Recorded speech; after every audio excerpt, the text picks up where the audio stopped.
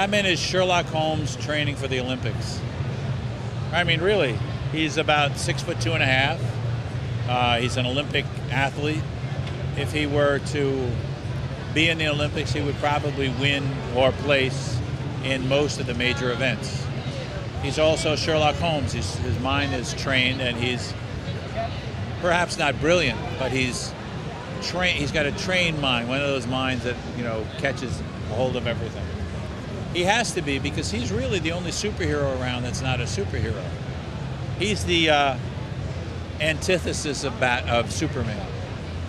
Superman is the most powerful superhero there is, the first superhero. Batman is the opposite. He's a man that has no abilities beyond his own desire to see justice done. He's the yang to Superman's yin. He's the, if you were to try to encompass all of comic books and all of superhero-related things, on one end would be Superman, on the other end would be Batman.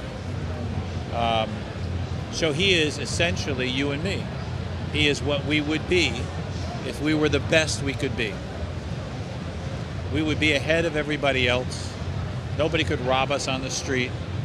We would always protect the weak. We would always stand for justice. We would always try to make a difference in the world if we could be Batman, or we could be the best we are. That's what Batman is.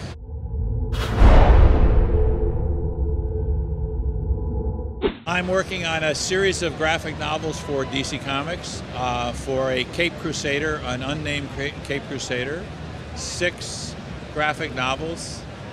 I can't name his name because DC Comics wants to be the one to announce it, but he does wear a cape and a cowl, and it's about 50 pages each graphic novel, so it's like I'm coming back to like let people know what I've been doing all this time and see how the work looks.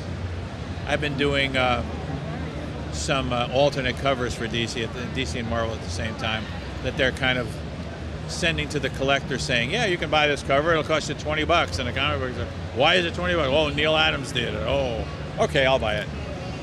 It's crazy, it's very wacky.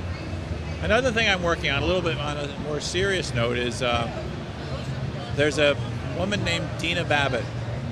Dina Babbitt is a survivor of Auschwitz. I know it's very serious, and you can cut it out, but the creative community has kind of gotten behind this because in Auschwitz, Mengele had her paint paintings of gypsies. And she survived Auschwitz, came to America, and became an animator in LA, and married a guy named Babbitt. And recently, 5 of her paintings were discovered and sold to the Auschwitz Museum of, you know, the Holocaust Museum. Well, she's asked for those paintings back, and they said no. And she said, but they belong to me. And they said, really? Are you sure? Those of us in the creative community who know damn well they belong to her are saying, perhaps you should return the paintings to the woman. And a lot of us won't get really angry at you for doing exactly what you have a museum to fight against for.